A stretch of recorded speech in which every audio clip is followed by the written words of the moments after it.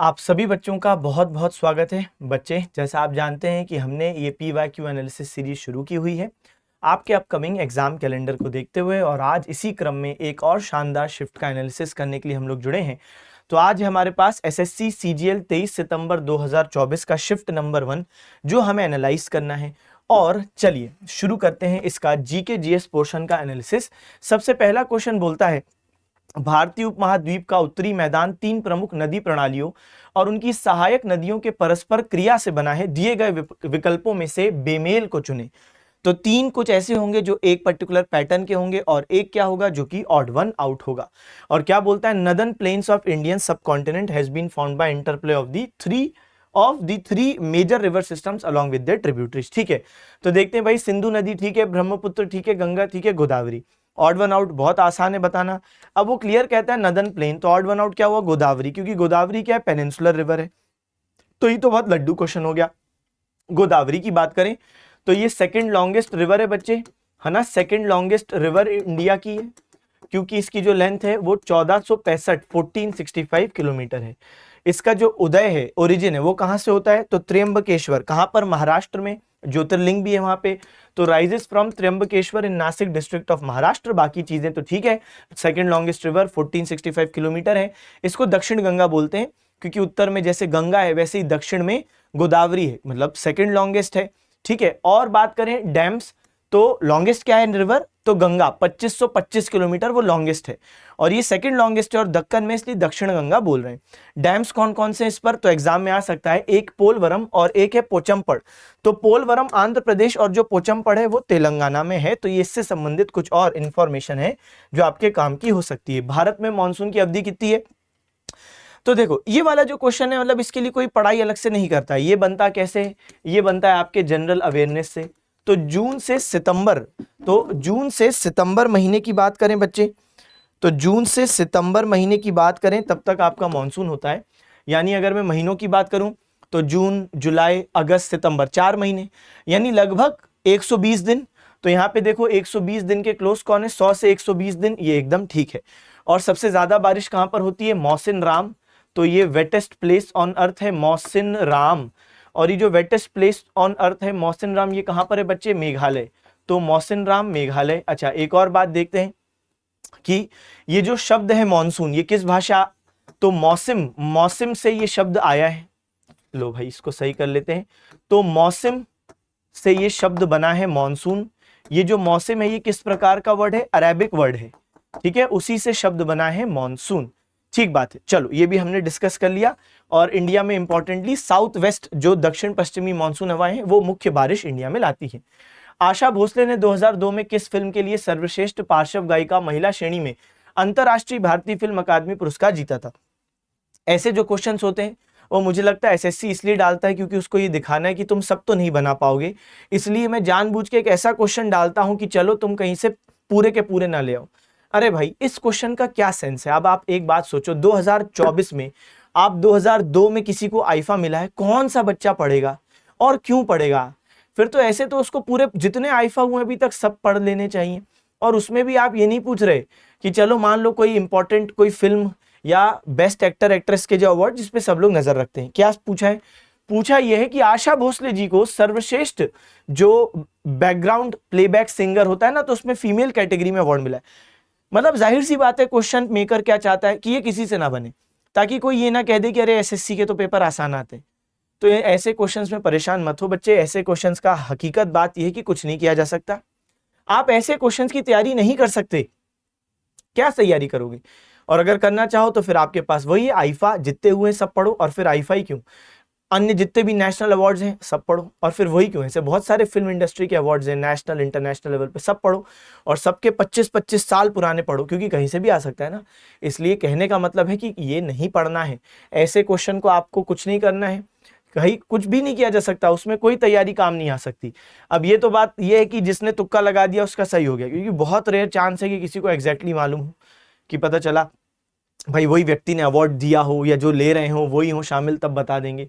तो लगान मूवी में गाना आया था राधा कैसे ना जले, उसके लिए इनको मिला था। ठीक है, फिर बात करें आईफा, तो आईफा 2024 वाला बच्चे कहां पर हुआ, तो अबू धाबी। कहां पर, Abu Dhabi. Abu Dhabi UAE, तो ये हो गया आपका आईफा 2024। और अगर मैं बात करूं आईफा 2025 तो ये कहां पर, जयपुर, जयपुर राजस्थान। ठीक है। अच्छा, यहां पे मैंने आपके लिए, क्योंकि आप लोगों के एग्जाम में जो 1 साल 1.5 साल में जो इवेंट्स होते हैं वो बहुत महत्वपूर्ण होते हैं, तो आईफा 2024 में कौन कौन बेस्ट उस पे रहा कि best actor Shahrukh Khan Jawan movie, best actress Rani Mukherjee Mrs Chatterjee versus Norway, best film Animal Sandeep Reddy Vanga की। होस्ट कौन थे आईफा 2024 के, शाहरुख खान, करण जौहर, विक्की कौशल। इसी प्रकार से बेस्ट डायरेक्टर विदु विनोद चोपड़ा। ये मैंने आपको हिंदी और इंग्लिश दोनों में ही दे दिया है। ठीक है।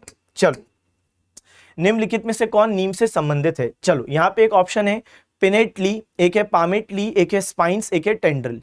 चलो बात करें नीम क्या है, तो पहले समझे कि पिनेटली क्या होता है। अब पिनेटली में क्या होता है बच्चे, तो ये जो इस प्रकार का जो पिनेटली प्लांट होते हैं ना, तो उसमें एक सेंट्रल एक्सेस होता है। ठीक है।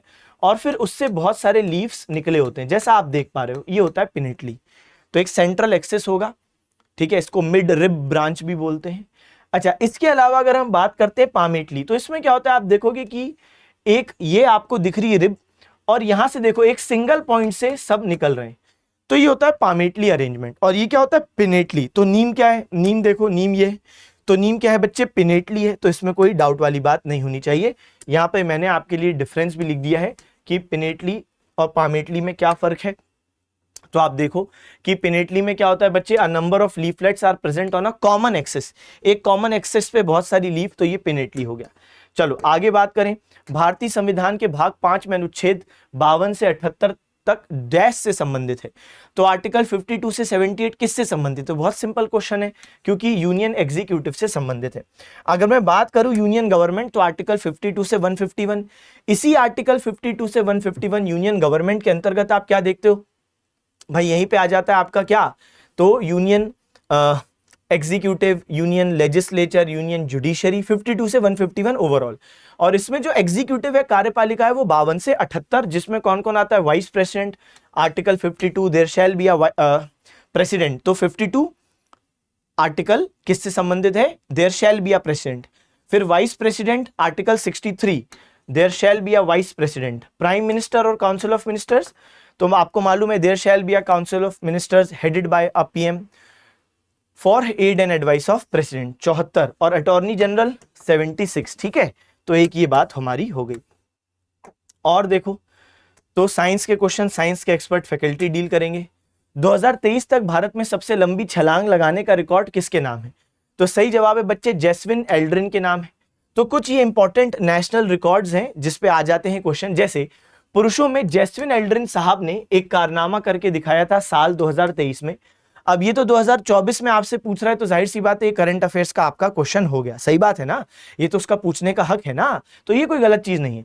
जो जेन्युइन चीज है वो है लॉन्ग जंप नेशनल रिकॉर्ड की बात करें तो 2023 में एक इंडियन ओपन थ्रोस कंपटीशन हुआ था, और वहां पर जैस्विन एल्ड्रिन ने 8.42 मीटर का डिस्टेंस कवर किया था लॉन्ग जंप में, और उनने पुराने जो लॉन्ग जंप का रिकॉर्ड था 8.36 मीटर का, किसका, मुरली श्रीशंकर, तो वो रिकॉर्ड उन्होंने तोड़ दिया मुरली श्रीशंकर का, और जैस्विन एल्ड्रिन का रिकॉर्ड बन गया।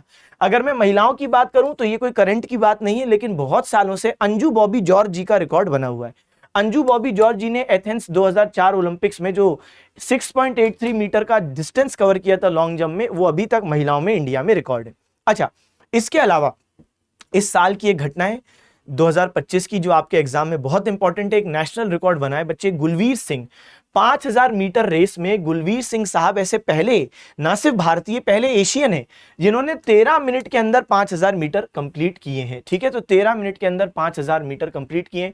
ये 2025 के Boston university terrier DMR challenge में हुआ था। तो आपके लिए साफ क्वेश्चन है, किसने 5000 मीटर में नेशनल रिकॉर्ड बनाया, 13 मिनट से कम में उन्होंने रेस पूरी की है, गुलवीर सिंह।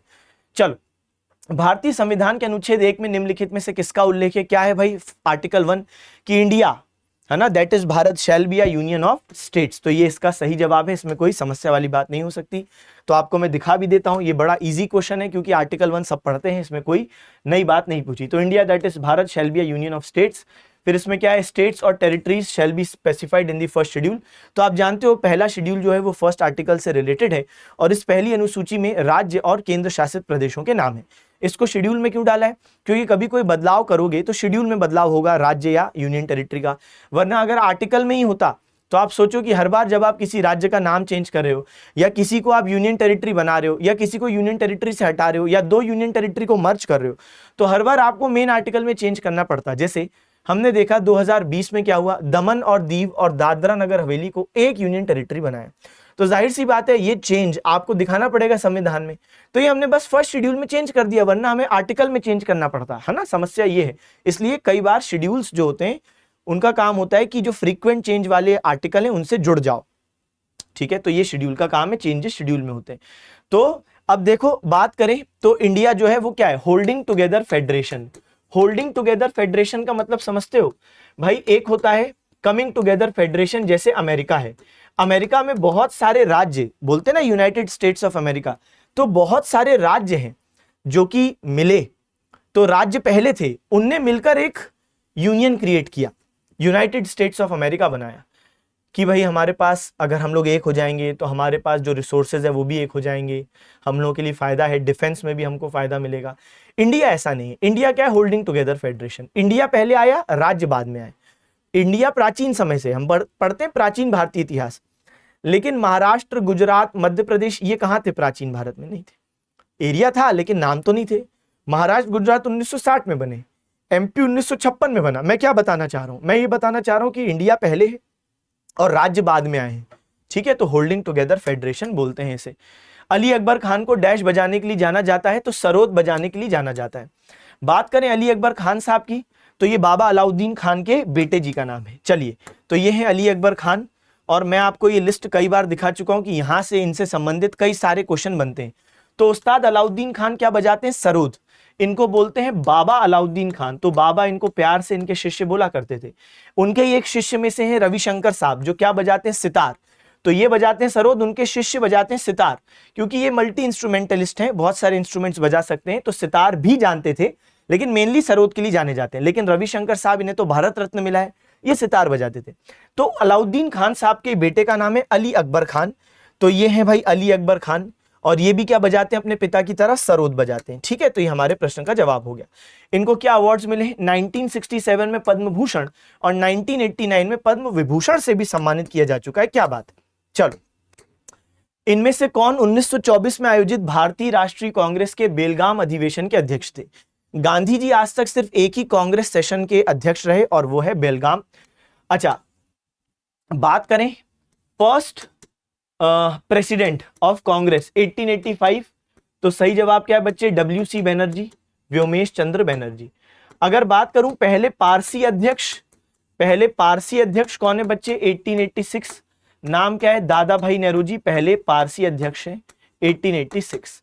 बात करें पहले मुस्लिम अध्यक्ष, फर्स्ट मुस्लिम अध्यक्ष की बात करें तो क्या जवाब दोगे? 1887 मद्रास सेशन था, और बदरुद्दीन तैयब जी, बदरुद्दीन तैयब जी फर्स्ट मुस्लिम अध्यक्ष हो गए, ठीक है। तो ये बातें हमने देख ली। गांधी जी के बारे में बात करें, इंडियन ओपिनियन बड़ा ही फ्रीक्वेंट पूछा जाने वाला इनका न्यूज़पेपर, क्योंकि साउथ अफ्रीका में निकाला था। और भी न्यूज़पेपर है, यंग इंडिया है, हरिजन न्यूज़पेपर है, यंग इंडिया है, नवजीवन इनका न्यूज़पेपर है, लेकिन इंडियन ओपिनियन 1903 में साउथ अफ्रीका में निकाला था। ये सबसे ज्यादा पूछा जाता है, दिमाग में रखना, ठीक है। चलो भाई आओ आगे। राष्ट्रीय युवा नीति कब शुरू की गई? 2014 में, दिए गए ऑप्शंस में से। ऐसा क्यों बोल रहा हूं मैं? असल में क्या है कि वैसे तो सबसे पहले 1988 में आई, फिर 2003, और अभी जो चल रही है वो 2014 वाली है। ये भी बता दूं आपको कि 2014 को 10 साल हो गए 2024 में, तो 2024 में एक नया ड्राफ्ट भी आ चुका है, अभी वो विचाराधीन है। वो आगे आने वाले 10 सालों के लिए है कि भाई आगे आने वाले 10 सालों में केंद्र सरकार युद्ध के लिए क्या करने वाली है, क्या सोचा है, तो वो एक ड्राफ्ट आ चुका है, लेकिन अभी वो विचाराधीन है। बात करें जो 2014 की युद्ध पॉलिसी आई थी, तो इसने क्या बोला था, युद्ध की डेफिनेशन क्या है? तो 15 से 29 साल, ये बहुत इंपॉर्टेंट है बच्चे, हमारे देश में युद्ध किसको बोलते हैं, ये अगर फैक्चुअल क्वेश्चन आ जाए, कई लोग ना बता पाए। 15 से 29 साल, ये नेशनल युद्ध पॉलिसी ने बोला कि 15 से 29 साल के जो लोग हैं उनको हम युद्ध मान रहे हैं, और उनके लिए केंद्र सरकार क्या करना चाह रही है, क्या स्कीम्स है, तो वो इस पॉलिसी में बताई गई थी, ठीक है। चलो, फिर अटला टड्डी किस भारतीय राज्य का व्यापक रूप से मनाया जाने वाला त्योहार है? ये आंध्र प्रदेश का करवा चौथ है। जैसे नॉर्थ इंडिया में करवा चौथ होता है जहां पे पत्नियां फास्ट रखती हैं पति के लंबी आयु के लिए, अच्छे मैरिटल लाइफ के लिए, सेम कहानी है, बस आंध्र प्रदेश में हम लोग इसको नए नाम से जानते हैं और क्या बोलते हैं, अतला टड्डी। तो यहाँ पर देवी गौरी पार्वती माता, उनकी पूजा की जाती है मैरिटल ब्लिस यानी happiness, well being of their husbands की लंबी आयु के लिए। और फिर हम देखते हैं कि यहाँ पे फास्टिंग होती है जहाँ पे वुमेन स्पेशल डिश कंज्यूम करती हैं, अतलू जिसको बोलते हैं, जो एक डोसे का टाइप है। तो अतलू और अतला टड्डी एक ही बात हो गई, याद रख पाओगे, कभी आ जाए कि डिश कौन सी है तो अतलू डिश है, और फेस्टिवल क्या है तो अतली टड्डी या अतला टड्डी। चलो आओ, मार्च 2024 तक विश्व के दूरसंचार बाजार में भारत की स्थिति क्या है? तो बच्चे भारत की स्थिति दूसरी है, क्योंकि हमारे पास जो सब्सक्राइबर बेस है वो चाइना के बाद बात करें तो दूसरे नंबर पर हाईएस्ट है। चाइना के पास सबसे बड़ा बेस है, फिर दूसरे नंबर पर इंडिया के पास है। इंडिया के पास बात करें तो लगभग बेटा 120 करोड़ लोगों के पास जो है ना सब्सक्राइबर बेस है टेलीकॉम का, मतलब उनके पास एक्सेस टू टेलीफोन है। आप सोचो कितना बड़ा फिगर है, 120 करोड़। और ये बहुत अच्छी भी बात है। ऐसा क्यों हो पाया? क्योंकि हम देखते हैं कि पिछले कुछ सालों में, यहां पे मैंने आपके लिए एक चीज तैयार की है कि वायरलेस डेटा कॉस्ट बहुत कम हुई है। आपको भी मालूम है, एक समय की बात करूं, आम बात करूं, 1 GB इंटरनेट पूरे महीने भर चलाना पड़ता था 200 रुपए में। फिर ऐसा हुआ कि फिर 1 GB हर दिन मिलने लगा, हालांकि प्राइस बड़ा है, फिर भी 1 GB हर दिन और 1 GB एक महीना, बहुत फर्क था। खैर, वायरलेस डेटा कॉस्ट कम हुई है, ठीक है, डेटा कंजम्पशन बढ़ा है। जैसे एक रिपोर्ट है कि जून 2024 तक एवरेज मंथली डेटा कंजम्पशन पर सब्सक्राइबर 21.30 GB हो गया है। कितनी बड़ी बात है, मतलब ये सोचो एक व्यक्ति का है। इतना तो पहले आप सोच भी नहीं सकते थे 10 साल पहले कि इतना कर लोगे, ठीक है, 10 साल पहले, या मैं और पीछे जाऊं 15 साल पहले, इतना पॉसिबल ही नहीं था कि आप यूज कर पाओ, क्योंकि इंटरनेट महंगा भी बहुत था। तो ये और ये साथ में ही हुए, रिलेटेड है कि वायरलेस डेटा कॉस्ट कम हुई है तभी डेटा कंजम्पशन बढ़ा है। प्लस मोबाइल बेस्ड स्टेशंस बड़े हैं भाई, है ना, मोबाइल टावर्स बड़े हैं। हालांकि अभी भी लोगों को चिंता है कि वो EMF एमिशन होता है ना, जो इलेक्ट्रोमैग्नेटिक फ्रीक्वेंसी। खैर, FDI भी बड़े स्तर पर इंक्रीज हुआ है। तो यहाँ पे 670 मिलियन US$ का FDI का इंक्रीमेंट देखने को मिला है। चलो आओ बात करें, तो इसलिए हमने सेकंड नंबर पे हम लोग पहुंच गए हैं। 1527 में बाबर और राणा संगा के बीच निम्नलिखित में से कौन सी लड़ाई लड़ी गई थी? इसको हम कहते हैं बच्चे खानवा की लड़ाई, बड़ी फेमस लड़ाई है, 1527 में लड़ी गई थी। अगर मैं बाबर के युद्धों की बात करूं तो 1526 में सबसे पहले बाबर और इब्राहिम लोदी का पानीपत का युद्ध होता है। पानीपत का प्रथम युद्ध, पानीपत हरियाणा में है। यहाँ पे इब्राहिम लोदी ना सिर्फ हारते हैं बल्कि एकमात्र दिल्ली सुल्तान है जिनके युद्ध स्थल पे मृत्यु होती है। तो युद्ध स्थल पे मृत्यु, जान से मार दिया गया, ठीक है सर। लेकिन यहां पे बाबर इल्जाम लगाते हैं राणा संगा पे कि आप मेरी मदद करने नहीं आए, जबकि जब मैं काबुल में था तो आप उन लोगों में से थे जिन्होंने मुझे पत्र लिख के आश्वासन दिया था कि आप भी मेरी मदद करेंगे पानीपत का जो ये युद्ध हो रहा है इब्राहिम लोदी के साथ उसमें, लेकिन आपने मदद नहीं की, ऐसा बाबर ने आरोप लगाए। बाबर ने अपनी पुस्तक तुजुक बाबरी में ये बात लिखी है कि राणा संगा मदद करने नहीं है।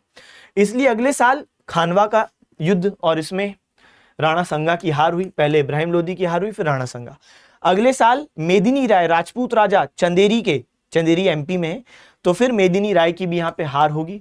और फिर 1529 में घाघरा की लड़ाई, बाबर और महमूद लोदी, यहाँ पे बाबर की तबीयत खराब होने लगेगी युद्ध में, तो बाबर इनको काफी पीछे तक धकेल देगा का मतलब ये नहीं कि 1 on 1, मतलब इनकी सेना को बहुत पीछे तक कर देंगे, लेकिन उसके बाद संधि करेंगे कि अब तुम आगे भी नहीं आओगे, मैं भी आगे नहीं आऊंगा, खत्म करते। और फिर अगले साल बाबर की मृत्यु होती है आगरा में। शुरू में दफनाया भी आगरा में जाता है, आगे चल के समाधि कहां ले जाते हैं? काबुल। तो आज समाधि कहां पे? काबुल के राजा भी थे। स्थायी बंदोबस्त किस वर्ष लागू हुआ? सिंपल क्वेश्चन है, पिछला वाला भी था, हिस्ट्री वाले क्वेश्चन सिंपल आए। तो 1793। परमानेंट सेटलमेंट की बात करें तो ये क्या है? सबसे पहले तो भू राजस्व व्यवस्था है, लैंड रेवेन्यू सिस्टम है। तो यहाँ पे क्या होता था कि जैसे ये है कोई किसान, तो किसान से पैसा इकट्ठा करेगा जमींदार से इकट्ठा करेंगे ब्रिटिश। तो कुल मिला के ये जो व्यवस्था है ये लॉर्ड कॉर्नवालिस उसने लागू की।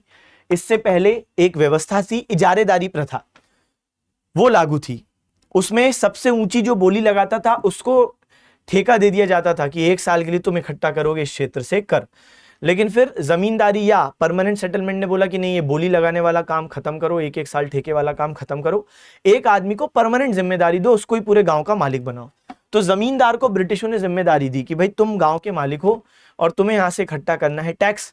तो जमींदार लोगों ने बहुत शोषण किया किसानों का, क्योंकि वो मालिक बन गए थे, जितना चाहे टैक्स लेते, जो नहीं दे पाता उसको जमीन से बेदखल कर देते। मतलब बिल्कुल एक नाइंसाफी वाला दौर आप इसे कहें। बहुत किसानों के साथ अन्याय हुआ, बहुत शोषण हुआ। किसान लोग विद्रोह भी करते थे, लेकिन कैसे कोई विद्रोह सफल होगा जब जमींदार के पास ब्रिटिशों का सपोर्ट है, सेना का सपोर्ट है, ब्रिटिश सेना का। ठीक है, तो ये परमानेंट सेटलमेंट है, और परमानेंट सेटलमेंट ब्रिटिश शासित भारत के 19% हिस्से पर लागू थी। ये बंगाल, बिहार, उड़ीसा, मतलब पहले तो ये एक ही प्रांत था, लेकिन मैं आज के परिवेश में बता रहा हूं, बंगाल, बिहार, उड़ीसा, बनारस और मद्रास के कुछ जिलों में, मद्रास पूरे में नहीं, मद्रास के कुछ जिलों में लागू थी। तो पहले एक मद्रास प्रांत था। आज तो मद्रास प्रांत से तमिलनाडु, तेलंगाना, आंध्र प्रदेश ये सब निकल चुके हैं। पहले एक प्रांत था, तो मद्रास के कुछ जिले, बनारस, बंगाल, बिहार, उड़ीसा, इस क्षेत्र में परमानेंट सेटलमेंट लागू था। चलिए और बात करें ग्रीन रेवोल्यूशन के बारे में। भाई ग्रीन रेवोल्यूशन पर प्रश्न आ ही रहा है, लगातार आ रहा है ना। चलो आइए देखें। तो पहला green revolution led to over exploitation of natural resources. ये बात सही है, क्योंकि आप देखो बहुत ही ज्यादा धड़ल्ले से हमने देखा कि फर्टिलाइजर्स, पेस्टिसाइड्स का इस्तेमाल किया गया था एग्रीकल्चरल प्रोडक्शन बढ़ाने के लिए। तो इसलिए फर्स्ट ग्रीन रेवोल्यूशन में बहुत सॉइल डिग्रेड हुआ, एनवायरनमेंट अफेक्ट हुआ, ये बात सही है। सेकेंड ग्रीन रेवोल्यूशन में प्रयास किया कि ये समस्याएं और ये कमियां दूर की जाए फर्स्ट वाले की। सेकेंड ग्रीन रेवोल्यूशन क्या सदर्न इंडिया पे फोकस था? ऐसा नहीं है, ये होलिस्टिक अप्रोच रखी थी इनने कि नहीं भाई भारत के वो क्षेत्र जहां पे पहले वाले में हम लोग अच्छा नहीं कर पाए तो उन सबको कवर करें। तो यहाँ पे ईस्टर्न भी है, सदर्न भी है, वेस्टर्न भी है। सेकेंड ग्रीन रेवोल्यूशन ने इंश्योर किया कि सस्टेनेबल लाइवलीहुड सिक्योरिटी। हाँ, तो जो पहले में गलतियां हुई थी तो उसको सुधारने के लिए जो सेकंड ग्रीन रेवोल्यूशन है इसने यही प्रयास किए थे कि रीजनल पैरिटी हो। पहले डिस्पैरिटी थी, अब पैरिटी हो। फिर किसान, पहले ग्रीन रेवोल्यूशन में से बड़े किसान ही अफोर्ड कर पाए थे, क्योंकि फर्टिलाइजर, पेस्टिसाइड्स, HYV में पैसा लगेगा, तो छोटे किसान नहीं। तो प्रयास किया गया कि छोटे किसानों के लिए भी व्यवस्था की जाए। और साथ साथ जो हमने बात की कि ये सॉइल डिग्रेडेशन की जो समस्या है उसको खत्म किया जाए। तो एनवायरमेंटल फ्रेंडली प्रैक्टिसेस को अपना के प्रोडक्शन बढ़ाएं। तो यानी क्या करो, सस्टेनेबिलिटी पे ध्यान दो। तो इसलिए सही जवाब है क्या, 1 और 3 सही है, सेकंड सही नहीं है। चलिए आगे बढ़ते हैं।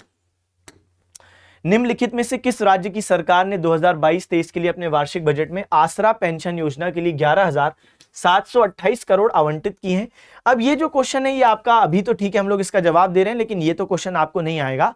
आपको ये समझना जरूरी है कि स्टेट लेवल पर जो पेंशन स्कीम्स हैं वहां पे, स्टेट लेवल पर जो स्कीम्स हैं तो वो जो करंट में रहती हैं उस पर आपको ध्यान रखना है।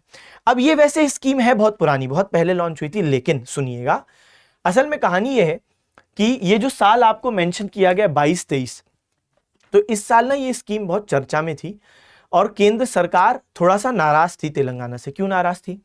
क्योंकि केंद्र सरकार का ऐसा था कि भाई ये जो पेंशन स्कीम आप पहले से शुरू किए हुए हो, अभी आपने इसमें और अमाउंट बढ़ा दिया। और तेलंगाना सरकार ने एक और चीज की थी कि इनने एज लिमिट कम कर दी थी, तो अब ज्यादा लोगों को पेंशन के दायरे में लाया गया। तो ये दिखने में तो अच्छा है, सही भी है, लेकिन केंद्र सरकार का कहना था कि भाई ऐसे तो हर राज्य अगर ऐसे ही करता रहे तो क्या होगा, बर्डन बढ़ता जाएगा सरकार पे। आपको जो पैसा लगाना चाहिए कि आप इंडस्ट्री सेटअप करवाओ, बिजनेस सेटअप करवाओ, इंफ्रास्ट्रक्चर डेवलपमेंट करो, अगर आप वो ऐसे डायरेक्टली दे दोगे तो फिर तो हर राज्य पर ये कर्जा बढ़ता जाएगा और ये स्टेट के लिए इकोनॉमिक डिजास्टर है। तब तेलंगाना के मुख्यमंत्री ने कहा था तो फिर ये तो सोशल सिक्योरिटी है भाई, ये नहीं करेंगे तो फिर क्या मतलब है सरकार का? भाई हमारा काम है कि बुजुर्गों के लिए सेवा करो, उनके लिए प्रावधान करो। तो ये थोड़ा विवाद तब हुआ था, इसलिए भी ये चर्चा में थी। तो लेकिन स्टेट गवर्नमेंट के जो स्कीम्स है उनको दिमाग में रखना है। वैसे तो 2014 में लागू हुई थी, लेकिन बात वो नहीं है। आपको क्या दिमाग में रखना है, एनालिसिस से आपको क्या ले जाना है कि ऐसी चीजें जो स्कीम्स हैं जो 1-2 साल में करंट में है उनको दिमाग में रखना है। बात करें तेलंगाना की, तो इसके जो गवर्नर हैं उनका नाम है जिष्णुदेव वर्मा, ये तेलंगाना के गवर्नर का नाम है। तेलंगाना के सीएम की बात करें तो उनका नाम है रेवंत रेड्डी। क्या नाम है बच्चे? रेवंत रेड्डी, ये हैं जो तेलंगाना के सीएम का नाम है, ठीक है। और गवर्नर का नाम क्या है? जिष्णुदेव वर्मा। चलिए, तो गवर्नर पे भी कभी भी क्वेश्चन आ जाता है। संविधान का कौन सा भाग पंचायतों से संबंधित है? Easy question, part 9। जब पार्ट 9 की बात करें, इसे किसने इंट्रोड्यूस किया? तो 73rd कॉन्स्टिट्यूशनल अमेंडमेंट एक्ट 1992, इसने ही पार्ट 9 को इंसर्ट किया और यहाँ पे आर्टिकल 243 से 243O आपको मालूम है मौजूद है। इसी संविधान संशोधन अधिनियम ने शेड्यूल नंबर 11 भी डाला था, 11 भी डाला था, सही है, इसमें 29 सब्जेक्ट्स डाले गए थे, power, responsibilities, authorities of panchayat, वो भी यहाँ पे शेड्यूल, ठीक है।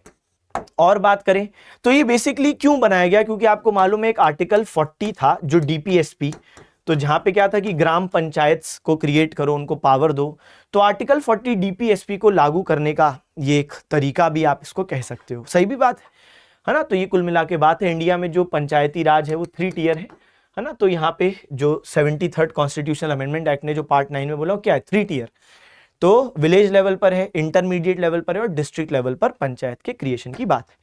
चलो साइंस का क्वेश्चन, साइंस के एक्सपर्ट फैकल्टी देखेंगे। किस राज्य में होजागिरी नृत्य मुख्य रूप से किया जाता है? त्रिपुरा में किया जाता है होजागिरी नृत्य।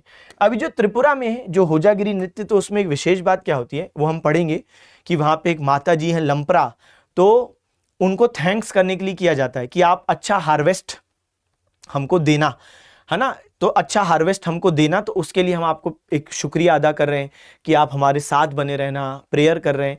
और साथ साथ एक नृत्य होता है जिसको हम कहते हैं होजागिरी, और इस होजागिरी नृत्य में आप देखोगे कि बैलेंसिंग एक्ट होती है, तो सर पे कुछ मिट्टी के बर्तन कुछ रखे जाते हैं और फिर उनको बैलेंस करना होता है। यहाँ पे भी आप देख सकते हो यह है होजागिरी नृत्य, तो बॉटल्स को, मिट्टी के बर्तनों को बैलेंस करना होता है। तो ये फोक डांस है त्रिपुरा का, गॉडेस लंपरा को गुड हार्वेस्ट के लिए डेडिकेट किया जाता है कि भाई अच्छा फसल का उत्पादन हो, ठीक है। बाकी ग्रेसफुल बैलेंसिंग एक्ट होती है, बैलेंस करा जाता है गानों पर, तो जो फोक सॉन्ग्स हैं उन पर। चलो हाँ जी, ऑनलाइन डिस्प्यूट रेजोल्यूशन हैंडबुक से निम्नलिखित में से कौन सी बातें सत्य हैं? अभी ऑनलाइन डिस्प्यूट रेजोल्यूशन क्या है? देखो आप जानते हो कि इंटरनेट का जैसे जैसे प्रचार प्रसार हुआ और वैसे वैसे कई बार बहुत सारे डिस्प्यूट्स भी आ चुके हैं। अब ये होता है कि जैसे एक कंपनी है जिसका नाम है ईबे, जैसे अमेजॉन, फ्लिपकार्ट है ई कॉमर्स, वैसे एक कंपनी ईबे सबसे पहले साल 1990 के दशक में उसने एक्सपेरिमेंट करना शुरू किया कि क्या ऑनलाइन माध्यम से हम विवादों का निपटारा कर सकते हैं। उनने एक्सपेरिमेंट किया और एक्सपेरिमेंट सफल रहा।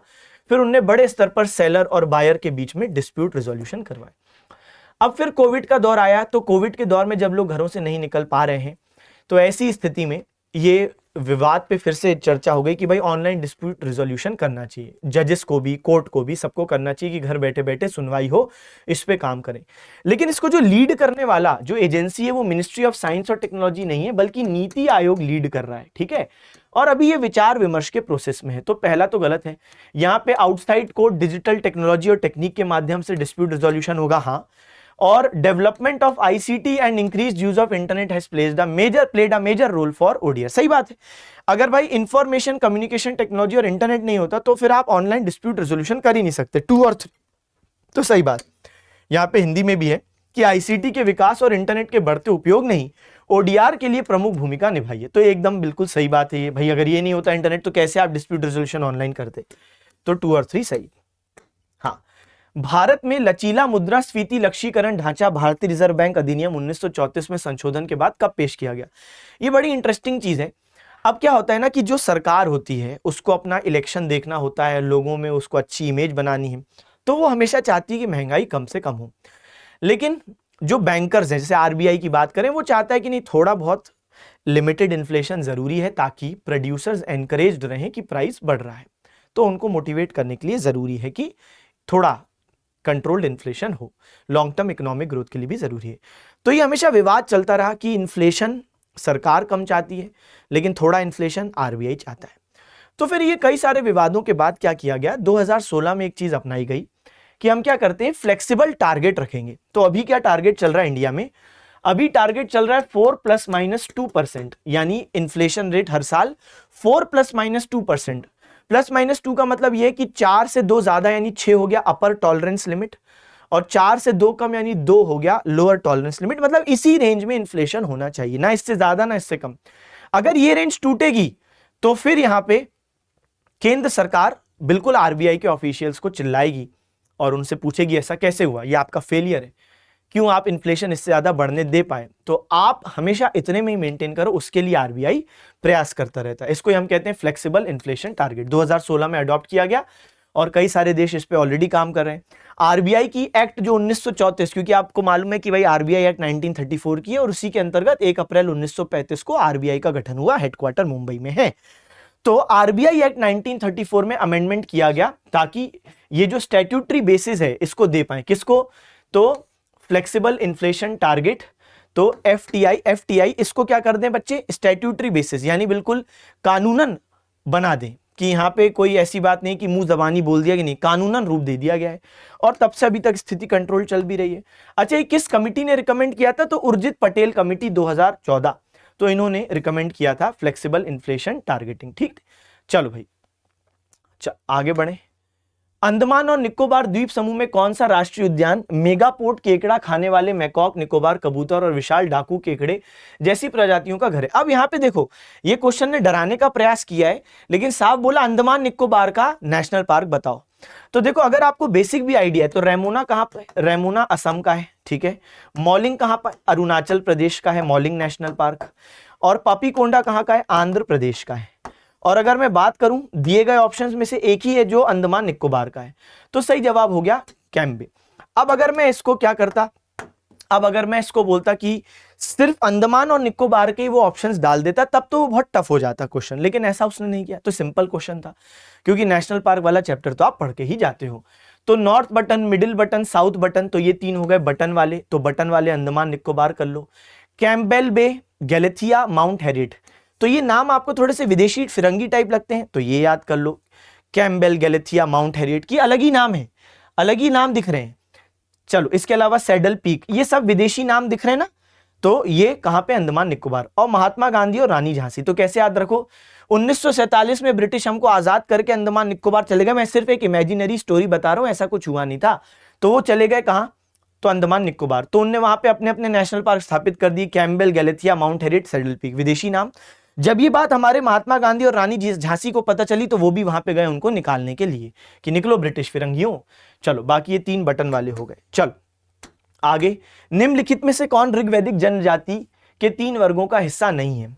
अब देखो, ऋग्वैदिक काल में क्या था, शुरुआत में ब्राह्मण थे, क्षत्रिय थे और वैश्य थे। वैश्य मतलब कॉमन पीपल, तो ब्राह्मण, क्षत्रिय, वैश्य ये लोग हुआ करते थे। अब ध्यान से सुनना, ये जो शिल्पकार या क्राफ्ट्समैन है, तो ये कोई अलग से इनको नाम नहीं मिला था वर्ग को, और ये ऑर्डिनरी पीपल का ही पार्ट माना जाता था, ये वाला वर्ग शिल्पकार, ठीक है। तो ये वाला वर्ग क्राफ्ट्समैन का, ये ऑर्डिनरी पीपल यानी वैश्य का ही हिस्सा माना जाता था।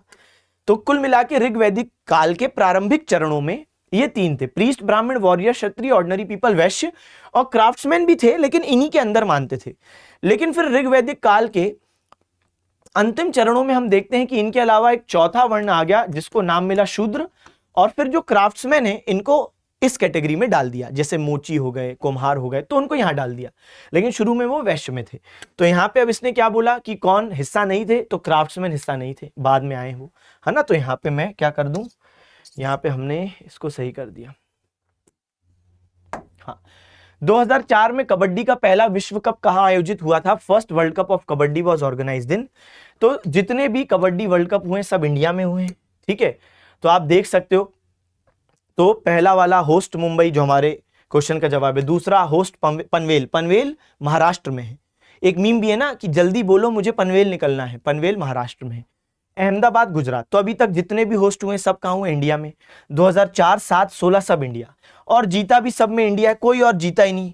रनर अप सब में ईरान रहा है, तो कितना कॉमन है, जीता सब में इंडिया, हारा फाइनल में सब में ईरान। 3 जगह हुआ है, मुंबई, पनवेल, अहमदाबाद। ईयर देख लो, 4, 7, 16, तो देखो पहला वाला मुंबई 4 और आखिरी वाला 16 अहमदाबाद। चले भाई, तो ये भी एक बात हो गई, ठीक है। और ये महिलाओं का है, तो वो मैन का था, ये वुमेन हो गया। वुमेन में अभी तक एक ही हुआ है पटना में, और इंडिया ही जीती है। और इस साल हैदराबाद में होगा जो 2025 वाला होगा, तो इसमें कौन जीतेगा वक्त बताएगा।